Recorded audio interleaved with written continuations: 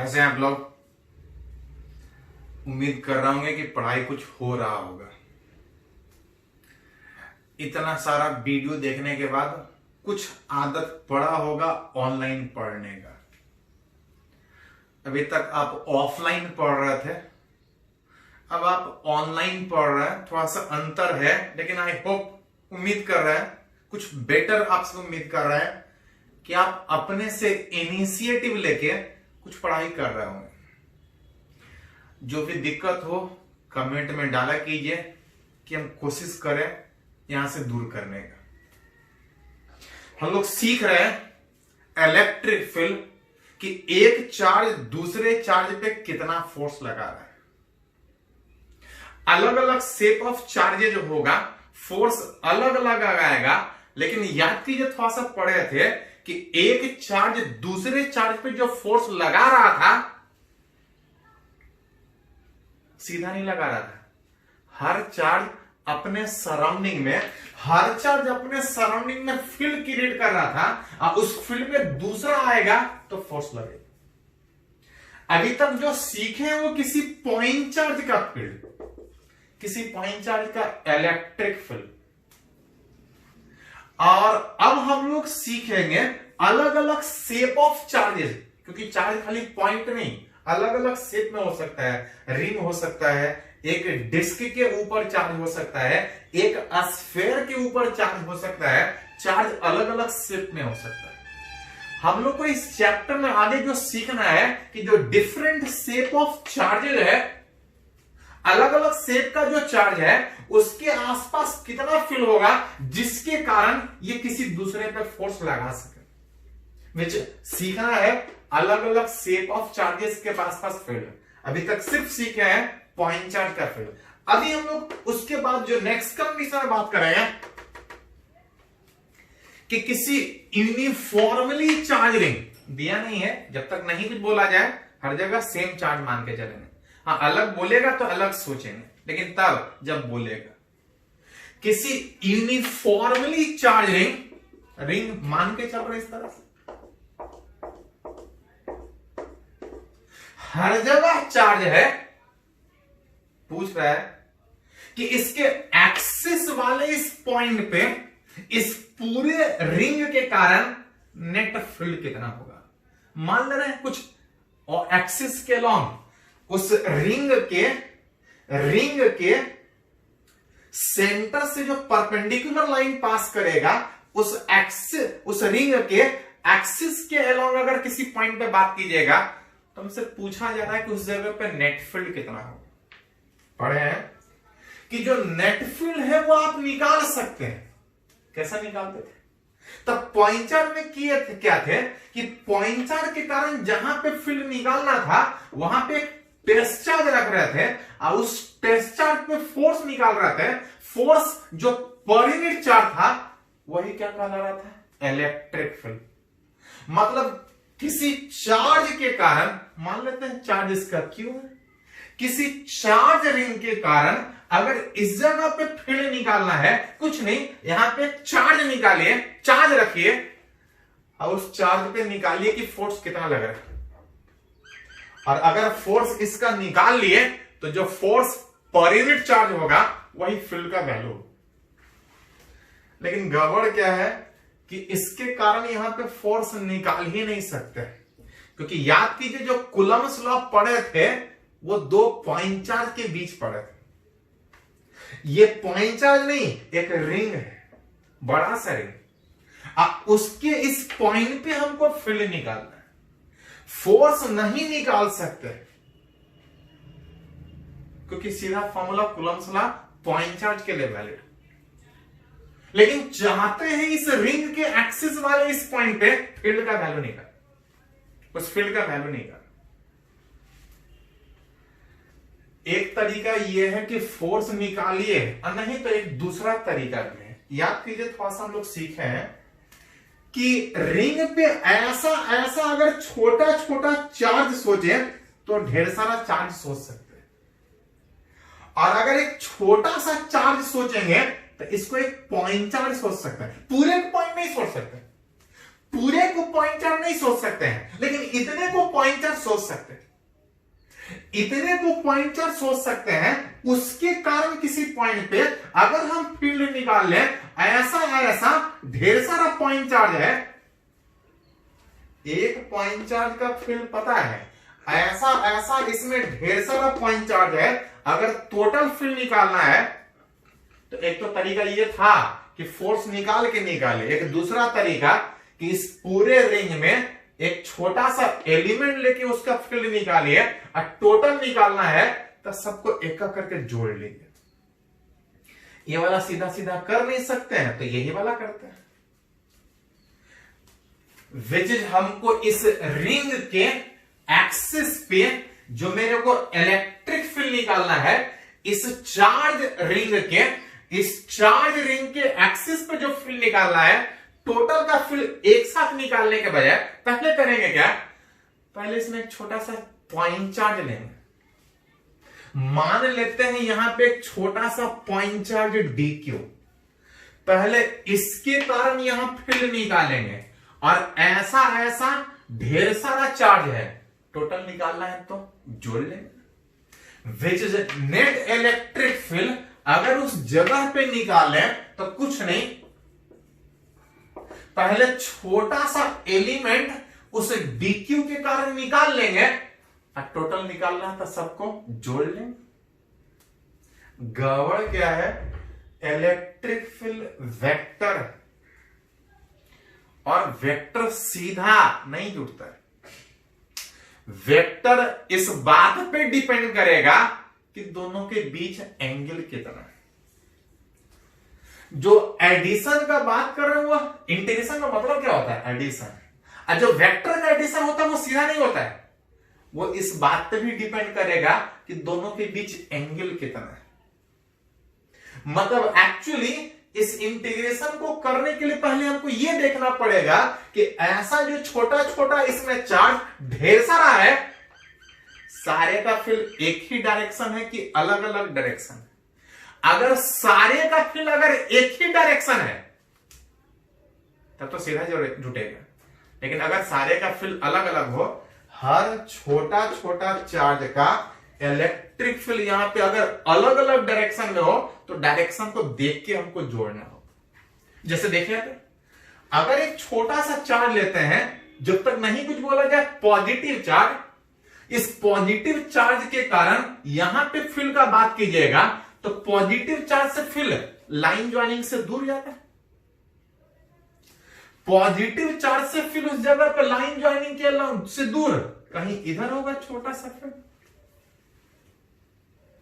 ऐसा छोटा छोटा इसमें ढेर सारा है, थोड़ा सिमेट्रिकली दिखाने के लिए एक छोटा सा ऊपर, अगर एक छोटा सा अगर नीचे एलिमेंट ले, तो अगर छोटा सा एलिमेंट नीचे ले तो इसके कारण यहां पे भी फील्ड होगा, किधर हो, तब पॉजिटिव चार्ज से लाइन ज्वाइनिंग के अलोंग दूर में इधर, ऊपर वाले के कारण फील्ड नीचे, असिमेट्रिकली ठीक नीचे एलिमेंट ले रहे हैं तो फील्ड ऊपर। क्या इस दोनों का फील्ड एक ही डायरेक्शन में है तो नहीं। ऐसा ढेर सारा चार्ज है उस रिंग के एक्सिस पे, जहां पे फील्ड निकालना है, इस रिंग के एक्सिस पे जो फील्ड निकालना है, हर चार्ज का फील्ड अलग अलग डायरेक्शन में आएगा, सीधा नहीं जुटेगा। इसका डायरेक्शन कहीं और होगा, इसका डायरेक्शन कहीं और होगा, छोटा सा चार्ज इधर भी ले सकते हैं, आसपास सब जगह ले सकते हैं, सारा का डायरेक्शन अलग अलग होगा। मतलब सीधा इंटीग्रेशन नहीं होगा, हमको डायरेक्शन भी देखना पड़ेगा इसका। अब उस डायरेक्शन के देखने में अगर गौर से देखें यहां पे कि जैसा ऊपर ठीक नीचे लिए हैं, दोनों का मैग्नीट्यूड सेम होगा और रिजल्टेंट निकाला जाए तो दोनों के बीच में जाएगा, क्योंकि दो इक्वल वेक्टर का रिजल्टेंट क्या किधर होता है, बीचों बीच। जैसा इस दो का रिजल्टेंट बीचों बीच जाएगा, बाकी इधर उधर वाला कंपोनेंट कैंसिल होगा, सिमेट्रिकली हर एक के अपोजिट में एक एक एलिमेंट है, हर दो का पेयर लेके काउंट कीजिएगा तो सारे का नेट फील्ड ठीक सामने जाएगा। क्योंकि उस रिंग में दो लिए तो एक नीचे जा रहा था, एक ऊपर। रिजल्टेंट कट के बीचों बीच, हर जगह लीजिएगा तो रिजल्टेंट कट के बीचों बीच होगा। मतलब एक पॉइंट में बोल सकते हैं कि due to symmetrically point axis पे है, उस रिंग के एक्सिस पे है, इस रिंग के एक्सिस पे है, चारों तरफ बराबर एलिमेंट था। ड्यू टू सिमेट्रिकली जो नेट इलेक्ट्रिक फील्ड होगा at point P is along the direction, कौन सा डायरेक्शन? Axial direction. बीच जहां पे फील्ड निकाल रहे हैं, एक्सिस पे फील्ड निकाल रहे हैं, जो नेट इलेक्ट्रिक फील्ड होगा वो एक्सिस के अलोंग ही होगा। एक्सिस के अलोंग ही नेट फील्ड आता हो। कितना होगा? कितना में सीधा नहीं जुटेगा। देख रहे सामने वाला जुट रहा है, अगर इसको अगर थीटा माने तो सिमेट्रिकली ये भी थीटा होगा, क्योंकि जैसा ऊपर वैसा नीचे, पॉइंट एक्सिस होने के कारण। अगर ये थीटा तो इधर भी थीटा। आज जो नेट इलेक्ट्रिक फील्ड है वो कितना होगा? तो अगर गौर से देखें तो इसका कंपोनेंट जुटेगा, which is d cos theta जुटेगा। थोड़ा ध्यान दीजिए, 2d कॉस थीटा की d कॉस थीटा, इसका कंपोनेंट इधर है, इसका भी तो होगा। तो d cos थीटा इसका और d cos थीटा इसका, बीच दोनों मिला के कितना? तो 2d cos थीटा। तो इंटीग्रेशन सीधा नहीं होगा, सामने वाला कंपोनेंट का इंटीग्रेशन होगा, बीच d cos थीटा का होगा कि 2d cos थीटा का होगा। तब दोनों मेथड ले सकते हैं, जरूरत पड़े तो इससे भी निकाल सकते हैं, जरूरत पड़े तो इससे भी निकाल सकते हैं। दोनों में अंतर क्या है? ध्यान दीजिए थोड़ा सा। ये बात हुआ कि सिमेट्रिकली फील्ड इधर होगा, और अगर सिर्फ ये सोचते हैं, इसके सोचने का मतलब आप एक एलिमेंट सोच रहे हैं, एक एलिमेंट इधर सोच रहे हैं। हां, दिखाने के लिए दो एलिमेंट लिए हैं, लेकिन ये दिखाने के लिए दो एलिमेंट लिए हैं कि रिजल्टेंट इधर होगा, इधर उधर नहीं होगा। रिजल्टेंट इधर होगा, सिर्फ इसका कंपोनेंट जोड़िएगा, मतलब आप एक बार में एक एलिमेंट ले रहे हैं, एक बार में एक एलिमेंट ले रहे हैं, और अगर टोटल निकालना हो तो पूरा जोड़ना पड़ेगा। अगर आप ये ले रहे हैं तो ये ले रहे हैं, मतलब ऐसा नहीं, ये ले रहे हैं मतलब इसका मतलब कि आप एक नहीं, एक ही बार में दो दो एलिमेंट ले रहे हैं। और जब जोड़ने का बात होगा तो दो दो एलिमेंट ले रहे हैं, पूरा जोड़ने के बजाय आधा ही जोड़ना पड़ेगा, क्योंकि आधा जोड़िएगा तो अगला आधा अपने आप आ जाएगा, क्योंकि एक एक बार में दो दो एलिमेंट ले रहे हैं। ये बता रहा है एक बार में एक एलिमेंट ले रहे हैं, ये बता रहा है एक बार में दो एलिमेंट ले रहे हैं। अगर आप एक एलिमेंट लेते हैं तो जब जोड़ने का बात होगा तो पूरा जुटेगा, अगर दो एलिमेंट ले रहे हैं तो जोड़ने का बात होगा तो आधा ही जुटेगा, बाकी आधा अपने आप जुट जाएगा, क्योंकि एक बार में दो एलिमेंट ले रहे हैं। तो बहुत बार इंटीग्रेशन में ये कंफ्यूजन होता है, तो ध्यान रखिएगा कि यहां से भी आंसर निकाल सकते हैं, यहां से भी निकाल सकते हैं। दो एलिमेंट इसलिए लिए थे कि रिजल्टेंट दिखे कि बीचों बीच में। जब कैलकुलेशन का बात उठा तो अगर खाली इसका कंपोनेंट तोड़िएगा d cos थीटा, इसका मतलब एक बार में एक एलिमेंट लिए, हमको पूरा जोड़ना होगा। जब आप दोनों का कंपोनेंट लिए, मतलब एक बार में दो एलिमेंट लिए, आधा ही जोड़ना पड़ेगा, अगला आधा अपने आप आएगा। आप मन करें तो इससे भी इंटीग्रेशन कर सकते हैं, आप चाहे तो इससे। दोनों में क्या अंतर कैलकुलेशन में होगा थोड़ा सा आगे देखते हैं। कोई एक से बढ़ता है, मान लेते इसी से बढ़ता है। याद कीजिए d मतलब, तो d मतलब था किसी एक छोटे से चार्ज के कारण यहां पर किसी एक कैसा चार्ज, तो पॉइंट चार्ज। पॉइंट चार्ज का फील्ड कितना होता है? तो के क्यू बाई आर, आर मतलब डिस्टेंस। अगर इसका डिस्टेंस r था, ये डिस्टेंस x है, तो ये वाला डिस्टेंस कितना होगा? K Q by R square का मतलब R square plus X square का होल स्क्वायर। साथ में अगर cos थीटा को अगर हटा दें, पूरे वाले से बात कर रहे हैं, cos थीटा को अगर हटा दें तो इस राइट एंगल ट्रायंगल में cos थीटा होता है base by hypotenuse. Base by hypotenuse. Base by hypotenuse में अगर थोड़ा सा अरेंज करें तो इस इंटीग्रेशन में कुछ कांस्टेंट और कुछ वेरिएबल। कैसे पता चलेगा कि कौन कौन सा कांस्टेंट और कौन कौन सा वेरिएबल? ध्यान दीजिए थोड़ा सा। कर क्या रहे हैं, हमको फील्ड रिंग के कारण निकालना, लेकिन रिंग के कारण नहीं निकाल रहे हैं। पहले छोटा सा एलिमेंट लिए हैं और सबको एक करके जोड़ रहे हैं इस उम्मीद में कि पूरे रिंग के कारण मिल जाए। छोटा सा एलिमेंट निकाल के और टोटल निकालना है तो एक करके जोड़ लेंगे। अगर इसके कारण अगर निकाला जाए,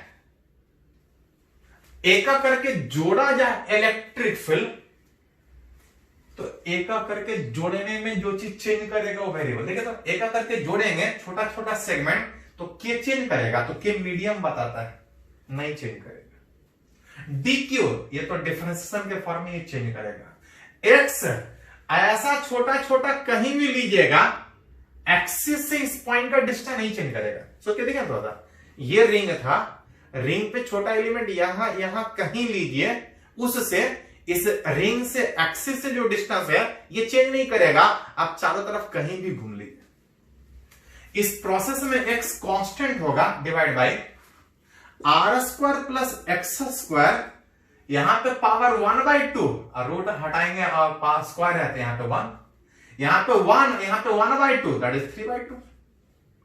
एक्स भी कांस्टेंट और रेडियस वो तो कभी चेंज नहीं करेगा, कहीं भी एलिमेंट लीजिए। मतलब मिला जुला के बात कीजिए तो खाली डीक्यू का इंटीग्रेशन, बाकी सब कांस्टेंट है, बाहर हो गया। एक करके चार्ज जोड़ना है, चाहे जैसे जोड़िए वो तो क्यू ही आएगा। हाँ ध्यान दिए थोड़ा सा, पूरा जोड़ना होगा। अगर यहां लेते तो 2 पहले से आता, चार्ज पूरा जोड़ने के बजाय आधा ही जोड़ना पड़ता, विच इज 2 पहले से आता, और एक करके जोड़ते तो आधा जोड़ते, आंसर वही आता। यहां से क्यू, यहां से भी करते तब भी क्यू आता। तो प्रोसेस सेम है, आप किसी से बढ़ सकते हैं। हाँ थोड़ा समझना यह है कि 2 एलिमेंट लिए हैं सिमेट्रिकली दिखाने के लिए कि नेट इधर है, इसको दिखाने के लिए। कैलकुलेशन में दोनों सोच सकते हैं एक बार, लेकिन दोनों सोचेंगे तो आधा ही जोड़ेंगे, क्योंकि आधा अपने आप जुड़ जाएगा, और एक सोचेंगे तो टोटल जोड़ना, which is K D Q का integration Q into X by R square plus X square 3/2 that is net electric field उस एक्सिस वाले पॉइंट पे कौन से डायरेक्शन में, तो जो नेट फील्ड था along एक्सियल डायरेक्शन, एक्सिस पे फील्ड एक्सिस के ही डायरेक्शन में। हाँ पॉजिटिव है तो फील्ड दूर जाएगा, अगर नेगेटिव रहेगा तो फील्ड पास आएगा। ध्यान दीजिए, ये डेरिवेशन कभी कभी +2 में पूछता है, नीट में, जेई मेन में तो रिजल्ट से काम चल जाएगा। हाँ इस रिजल्ट का यूज सीखेंगे, ये जो फॉर्मूला हम लोग डेराइव किए हैं वो किस तरह यूज होगा, लेकिन +2 में इसका डेरिवेशन पूछता है। नीट और जेई मेन या एडवांस में फॉर्मूला से भी काम चल जाएगा। हाँ थोड़ा डेरिवेशन जानना चाहिए। पहले इसको लिखिए तो आगे हम लोग बढ़ते हैं। इसको लिख लीजिए। तो जो अभी रिजल्ट डेराइव किए कि किसी रिंग के एक्सिस वाले पॉइंट पे जो इलेक्ट्रिक फील्ड था K Q X by R square plus X square, R square plus X square power 3/2, और जो डायरेक्शन था वो आ रहा था एक्सियल डायरेक्शन। ये जो फॉर्मूला भी डेराइव किया कि किसी रिंग के एक्सिस वाले पॉइंट पे फील्ड इतना होता है। हाँ थोड़ा सा जरूरत हमको ये है कि जो फॉर्मूला डेराइव हुआ है इसको अलग अलग कंडीशन में यूज कैसे करेंगे, जो वेरिएशन होगा फील्ड का किस तरह से होगा, इसको हम लोग यूज करने का कोशिश करेंगे। एक एक करके बात करें, ध्यान दीजिए थोड़ा सा। एक्स क्या था? तो एक्स था कि उस रिंग के एक्सिस पे जो पॉइंट सोच रहे हैं वो कितने डिस्टेंस पे सोच रहे हैं। अगर उस एक्स का वैल्यू अगर 0 हो जाए, 0 का मतलब कि ये पॉइंट दूर जाने के बजाय उस रिंग के सेंटर पे, रिंग के सेंटर पे, हम लोग दूर बात कर रहे थे, लेकिन वो डिस्टेंस अगर 0 बात करें, दैट इज आप लिख सकते हैं एट सेंटर किसका? उस रिंग। मतलब मिला जुला के बोला जाए तो बोल सकते हैं कि आप उस चार्ज रिंग के सेंटर पे फील्ड चाहते हैं। एक्स 0 बैठाइएगा तो ऊपर भी आएगा नीचे भी आएगा। What is the electric field? ये 0 हो गया तो खत्म हो गया, यहां 0 बैठ, एक 0 हो गया तो बाकी सब 0 हो गया। नेट फील्ड उस रिंग के सेंटर पे, नेट फील्ड इस रिंग के सेंटर पे कितना होगा? 0 होगा। क्यों 0 होगा? इलेक्ट्रिक फील्ड वेक्टर है। इलेक्ट्रिक फील्ड वेक्टर होने में चारों तरफ जो चार्ज है वो फील्ड क्रिएट करेगा, ठीक अपोजिट डायरेक्शन में फील्ड क्रिएट करेगा। अब वेक्टर सम होने के कारण एक दूसरे को कैंसिल करेगा, विच इज चार्ज रिंग के सेंटर पे, इस पॉइंट पे अगर फील्ड बोला जाए तो जो नेट फील्ड होगा विच 0 होगा। जैसे जैसे दूर जाएंगे, और ये एक्स बता रहा था कि कितना दूर जाएंगे, जैसे जैसे दूर जाएंगे, अगर थोड़ा सा इसी में कंसीडर करें कि जो दूर जाने का बात है, उस रिंग से जो आगे बढ़ने का बात है, अगर बहुत ज्यादा आगे बढ़ने के बजाय जितना उस रिंग का रेडियस है उसके कंपेयर में कम आगे बढ़ रहा है, बढ़ रहा है। रिंग के सेंटर पे 0, यहां से बढ़ रहे हैं, निकालना चाह रहे हैं कि फील्ड कितना होगा, लेकिन बहुत ज्यादा बढ़ने के बजाय हम बहुत कम आगे बढ़ना चाह रहे हैं। फॉर अगर उस x का वैल्यू कि जितना आगे बढ़ रहे हैं r से बहुत छोटा होगा, तो R square plus X square को कितना लिख सकते हैं? तो अगर ये x बहुत छोटा है, स्क्वायर करेंगे तो और छोटा होगा इस आर स्क्वायर के कंपेयर। 100 में एक कंपेरेबल सोच सकते हैं, लेकिन स्क्वायर करेंगे, इसको भी स्क्वायर करेंगे तो इसके कंपेयर में ये बहुत कम होगा। बहुत कम होने के कारण उस एक्स स्क्वायर को नेग्लिजिबल सोच सकते हैं, इसको अप्रोक्सीमेटली आर स्क्वायर सोच सकते हैं। मतलब आगे बढ़ रहे हैं, बहुत कम आगे बढ़ रहे हैं। फील्ड कितना होगा तो बैठा दीजिए, K Q into X by R square plus X square को हटा के आर स्क्वायर लिख सकते हैं, इंटू 3/2 पावर 3/2। एक से ज्यादा पावर है तो 2 हट जाएगा, बच जाएगा K Q by R Q into X. जो बता रहा है, क्या बता रहा है कि रिंग के सेंटर पे 0, और जैसे जैसे आगे बढ़ेंगे फील्ड क्या होगा? डायरेक्टली में बढ़ेगा। 0 का तो बढ़े नहीं। हाँ, इसी में कभी कभी कि अगर दूर जा रहे हैं, हल्का दूर जाने के बजाय ज्यादा दूर जाने का बात करें, थोड़ा ज्यादा आगे बढ़ने का बात करें। अगर ज्यादा आगे बढ़ने का बात करें, X is greater than R, मतलब जितना उस रिंग का साइज है उससे थोड़ा ज्यादा आगे बढ़ने का बात करें। अगर ज्यादा आगे बढ़ने का बात करें, इस बार R square plus X square को क्या लिख सकते हैं?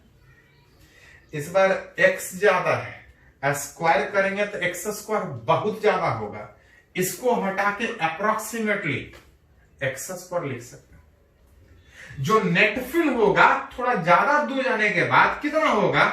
के Q into X by R square plus X square को लिखेंगे तो एक्स स्क्वायर पावर एक्स से ज्यादा है, मल्टीप्लाई होगा, 2 कैंसिल होगा, 2 कैंसिल होने के बाद 3 बच रहा था, which is K Q X by X Q. एक एक्स हटने के बाद K Q by X square, K Q by X square का मतलब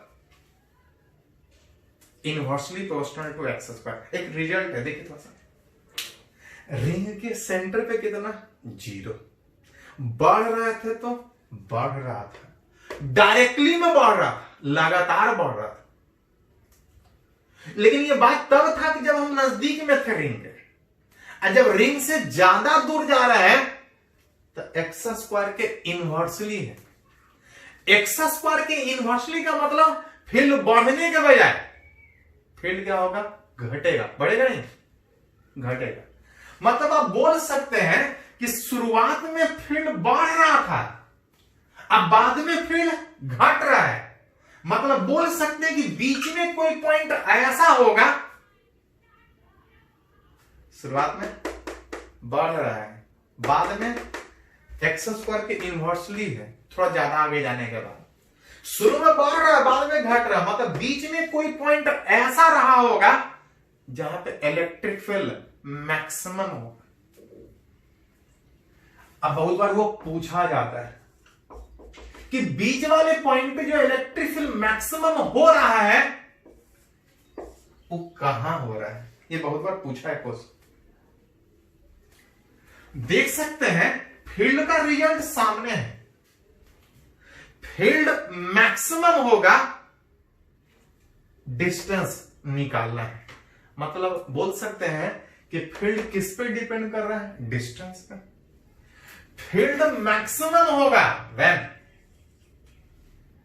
जिस फैक्टर पे डिपेंड कर रहा है, कौन सा फैक्टर पे डिपेंड कर रहा है, that is x into R square plus X square power -3/2। ये क्या होना चाहिए, क्योंकि उसी पे डिपेंड ही कर रहा है फील्ड। फील्ड शुरू में बढ़ रहा था, बाद में घट रहा था, बीच में मैक्सिमम, कहां मैक्सिमम, तो जगह पोजीशन पे डिपेंड कर रहा है। मैक्सिमम फील्ड होगा जब उस पोजीशन वाला जो फैक्टर है वो मैक्सिमम होगा।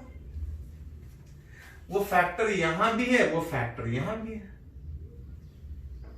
दो फैक्टर मल्टीपल में है, दो जगह पे डिपेंड कर रहा है। याद कीजिए थोड़ा सा, मैक्सिमम मिनिमम निकालने के लिए क्या करते हैं, तो मैक्सिमम मिनिमम निकालने के लिए जिसका भी मैक्सिमम मिनिमम निकालना हो उसको डिफरेंशिएट करते हैं। किसके रेस्पेक्ट में, तो जिस पे डिपेंड करता है उसके रेस्पेक्ट में डिफरेंशिएट करते हैं, और डिफरेंशिएट करके 0 पुट करते हैं।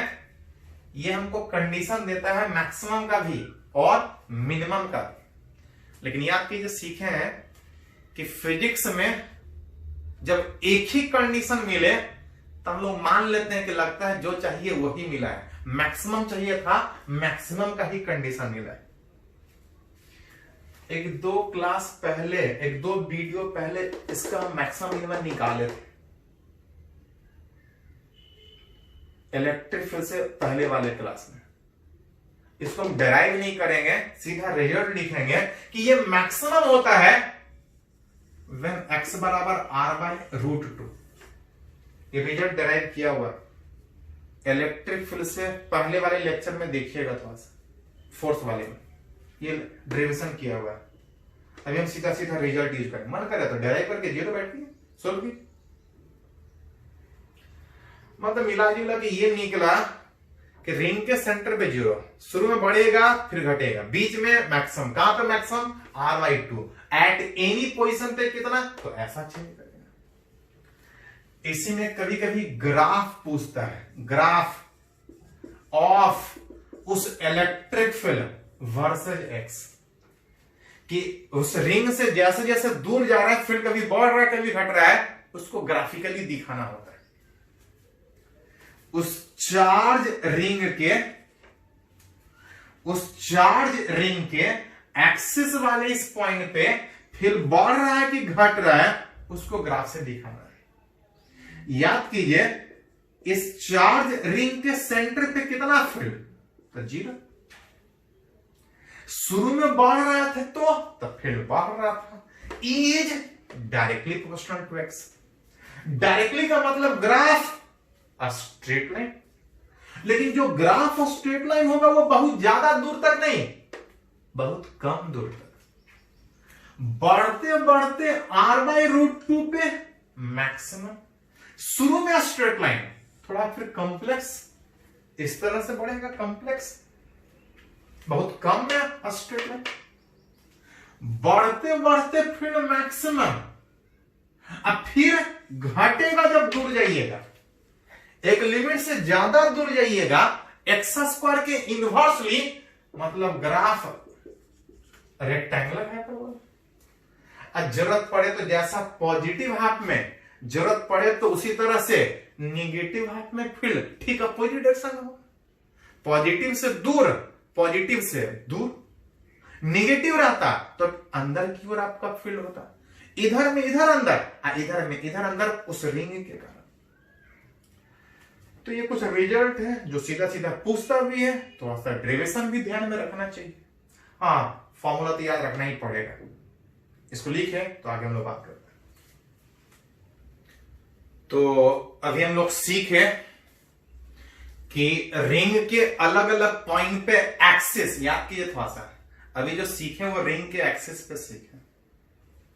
रिंग के एक्सिस वाले किसी पॉइंट पे फील्ड कितना होगा उसको डिराइव कैसे करेंगे वो हम लोग सीखे। एक्सिस वाला पॉइंट इधर हो या इधर, इसी पे एक न्यूमेरिकली अगर बात करें तो बोल रहा है कि एन एलिमेंट लेंथ, एक छोटा सा length, an element length L is removed from a charge ring. बोल रहा है किसी चार्ज रिंग पूरा भरा हुआ, किसी चार्ज रिंग पूरा भरा हुआ जिसका कुछ रेडियस है, कुछ चार्ज भी है, इस चार्ज रिंग से, पूरे भरे हुए रिंग से कुछ सेगमेंट काट के हटा दे रहे हैं।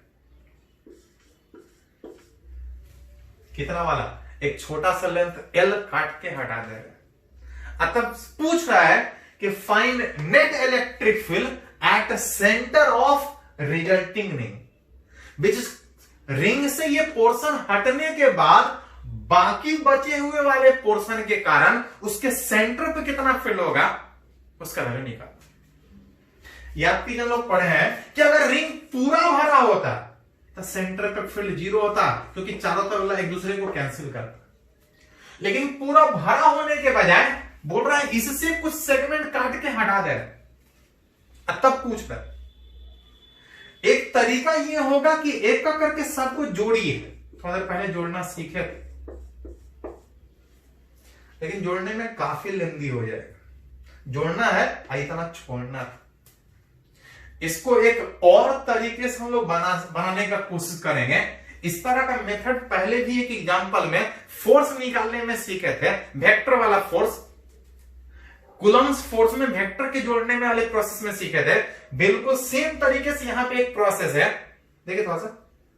बोल रहा है पूरे भरे रिंग से अगर इतना वाला पोर्शन अगर काट के हटा दे, पूरे भरे हुए पोर्शन से इतने पोर्शन से काट के हटा दे, तो पूछ रहा है कि इस जगह पे फील्ड कितना। ऐसा करते हैं, मान लिए कि कटने के बाद जो बचा हुआ सेगमेंट है, जो मेरे को चाहिए, कटने के बाद जो बचा हुआ सेगमेंट है उसके कारण सेंटर पे फील्ड ई है, जो मेरे को चाहिए, यही चाहिए electric field due to remaining segment at centre. उस बचे हुए सेगमेंट के कारण फील्ड सेंटर, ये मेरे को क्वेश्चन है। अब मान लेते हैं कि जो पोर्शन काट के हटा रहे हैं अगर वो यहां रहता तो उसके कारण भी कुछ फील्ड होता है नहीं, लेकिन अगर रहता तो कुछ ना कुछ फील्ड होता। एज अगर कंप्लीट रिंग रहता, कंप्लीट रिंग का मतलब ये बचा हुआ पोर्शन अब प्लस कटा हुआ पोर्शन, सब मिला के कितना होता? 0। लेकिन हमको पूरा का नहीं पूछा था, हमसे कटने के बाद का पूछा है। इज इक्वल टू कटने के बराबर पूछा इसका है, लेकिन हम इसका निकालने के बजाय अगर खाली इसका फील्ड निकाल लें तो जितना इस छोटे से सेगमेंट के कारण यहां फील्ड होगा बाकी सारे के कारण उतना ही होगा, ठीक अपोजिट डायरेक्शन। ये जो छोटा पोर्शन है ये पॉइंट चार्ज है, छोटा सा सेगमेंट बोला है क्वेश्चन में, और किसी पॉइंट चार्ज का फील्ड कितना होता है, तो के क्यू अब बटा आर स्क्वायर, जहां से के क्यू बाई आर स्क्वायर में क्यू इज व्हाट, तो क्यू इज चार्ज इस छोटा वाला सेगमेंट। हमको छोटा वाला सेगमेंट में चार्ज नहीं दिया है, हमको पूरा रिंग का चार्ज दिया है। पूरे रिंग का चार्ज क्यू कितने लेंथ का,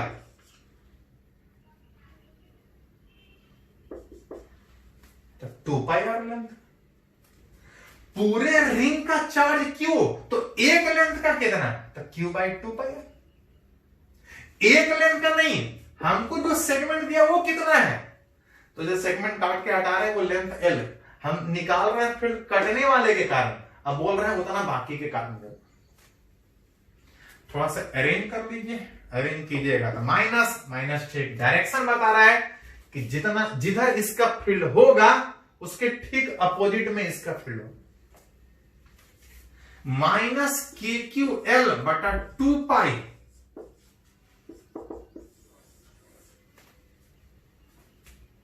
फील्ड कुछ इतना होगा, किधर होगा तो निकाल सकते हैं। ये अगर पॉजिटिव है तो इससे दूर जाएगा, अब बाकी वाला का ठीक अपोजिट डायरेक्शन में फील्ड कुछ इतना रिलेट अप कर सकते। चलिए इसको लिखिए पहले। तो हम लोग सीखे कि रिंग के एक्सिस पे कितना इलेक्ट्रिक फील्ड है, एक न्यूमेरिकल भी सीखे, उसी पे एक और न्यूमेरिकल अगर बात करें तो बोल रहा है कि किसी चार्ज रिंग के, चार्ज है कुछ रेडियस इसका है रिंग का, एक चार्ज रिंग के एक्सिस पे एक निगेटिव चार्ज को रेस्ट से छोड़ रहा है। अब पूछा जा रहा है कि इस चार्ज रिंग के एक्सिस पे छोड़ेंगे तो इसका मोशन कैसा होगा। मोशन निकालने के लिए हमको क्या निकालना पड़ेगा, नेट फोर्स। किसके ऊपर, उस माइनस क्यू के ऊपर जिसके मोशन का हम बात कर रहे हैं। जैसे इस चार्ज को इसके फील्ड में छोड़िएगा, इसके कारण यहां पे एक इलेक्ट्रिक फील्ड होगा। पॉजिटिव चार्ज है, फील्ड दूर जाएगा, अगर निगेटिव चार्ज रहता तो फील्ड नजदीक आता। पूछा जा रहा है कि इस इलेक्ट्रिक फील्ड में, इस चार्ज रिंग के इलेक्ट्रिक फील्ड में अगर इस माइनस क्यू को छोड़े तो मोशन कैसा होगा। फोर्स दो तरीके से निकाल सकते हैं, लेकिन याद कीजिए यह तब था जब पॉइंट चार्ज था। अगर पॉइंट चार्ज नहीं है तो यह फॉर्मूला वैलिड नहीं है। वैलिड नहीं होने के बाद एलिमेंट लेके फोर्स निकाल सकते हैं। एक एग्जांपल किए थे फोर्स में। एक और तरीका है कि अगर किसी चार्ज को अगर किसी दूसरे के फील्ड में रखें तो फोर्स निकाल सकते हैं। F बराबर QE। याद कीजिए इलेक्ट्रिक फील्ड का डिफिनेशन, एक बार फॉर्मूला ये यूज भी किए थे। इलेक्ट्रिक फील्ड का definition, force per unit charge cross multiply कीजिएगा तो ये बता रहा है कि अगर किसी चार्ज को अगर किसी दूसरे के फील्ड में रखे तो फोर्स लगेगा। फोर्स वेक्टर है, किधर लगेगा तो कुछ नहीं। अगर चार्ज पॉजिटिव है तो जो इसका डायरेक्शन वही इसका डायरेक्शन, मतलब जिधर इलेक्ट्रिक फील्ड होगा, जिधर इलेक्ट्रिक फील्ड होगा फोर्स उधर ही लगेगा, लेकिन तब जब पॉजिटिव। अगर चार्ज निगेटिव होगा तब फील्ड जिधर होगा फोर्स उसके ठीक अपोजिट डायरेक्शन। इस रिंग के कारण यहां पे फील्ड इधर, उस फील्ड में अगर एक निगेटिव चार्ज को रखें तो फोर्स उसके ठीक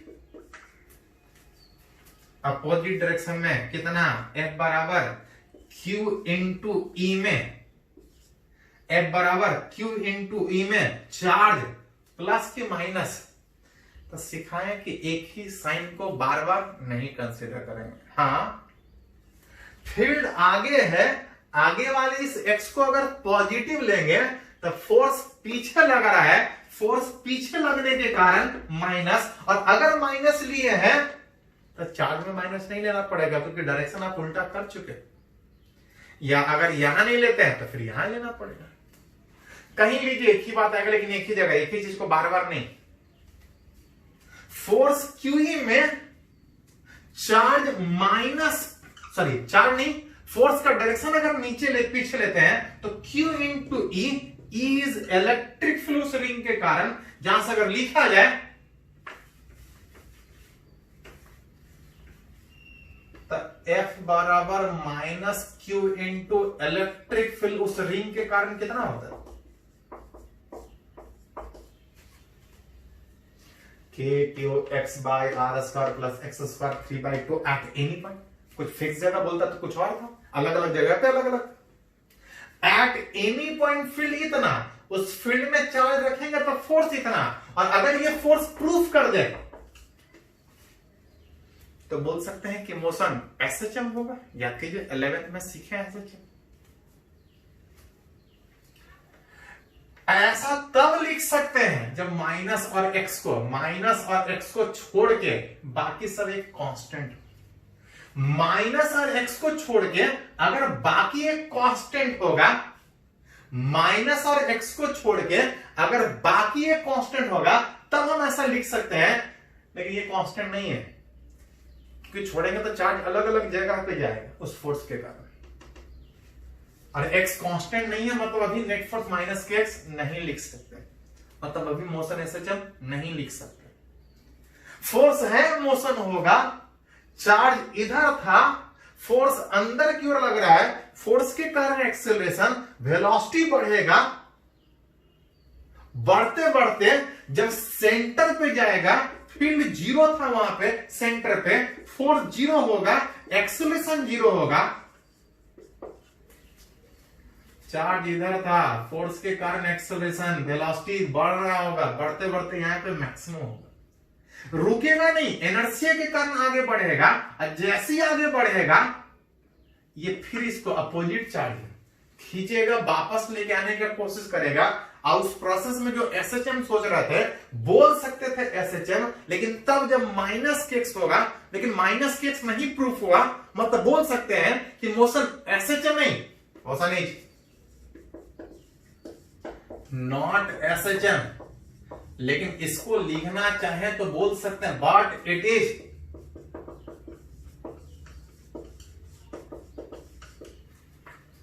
ऑक्सिलेटरी मोशन, आगे पीछे करेगा, लेकिन इसको SHM नहीं बोल सकते। हाँ, इसी में थोड़ा सा एक पॉइंट कंसीडर करें कि जितने दूर पे उस चार्ज को छोड़ रहे हैं, जितने दूर पे इस चार्ज को छोड़ रहे हैं, दूर पे छोड़ने के बजाय अगर थोड़ा नजदीक से, अगर ज्यादा ही नजदीक से छोड़ दे, आर के कंपेयर में बहुत कम दूर, रिंग से बहुत ज्यादा दूर के बजाय बहुत कम दूर पे छोड़ दे, कम डिस्टेंस पे छोड़ दे, तो इस R square plus X square को हटा के क्या लिख सकते हैं? R बहुत बड़ा है, स्क्वायर करेंगे तो बहुते बड़ा होगा, बहुते बड़ा होगा तो इसको हटा के R स्क्वायर, उसको हटा के अप्रोक्सीमेटली R स्क्वायर के बराबर लिख सकते हैं। देन जो नेट फोर्स होगा, R square plus X square को हटाइएगा तो माइनस के क्यू, इसको हटा दीजिएगा तो Q into x divide by R square plus X square का वैल्यू R स्क्वायर, और 2 हटा दीजिएगा तो R क्यू। नेट फोर्स अब लिख सकते हैं माइनस के एक्स, तो अब माइनस के एक्स लिख सकते हैं, क्योंकि इसको छोड़ के बाकी सब कांस्टेंट है। हेंस अब लिख सकते हैं कि मोशन SHM होगा with what is the time period. तो पढ़ें कि जो टाइम पीरियड होता है t बराबर 2 pi under root m by k dash में, 2 pi under root m by k dash में k q q, ये ऊपर चला जाएगा, दैट इज टाइम पीरियड उस SHM। लेकिन तब जब छोड़ा x, ज्यादा दूर से छोड़ेंगे तब भी आगे पीछे करेगा, लेकिन वो SHM नहीं कहलाएगा। अगर उस रिंग से नजदीक से छोड़ेंगे तो ये SHM होगा। तो जैसा बोला जाए उस तरह से आप सोच सकते हैं। इसको पहले कंप्लीट कीजिए।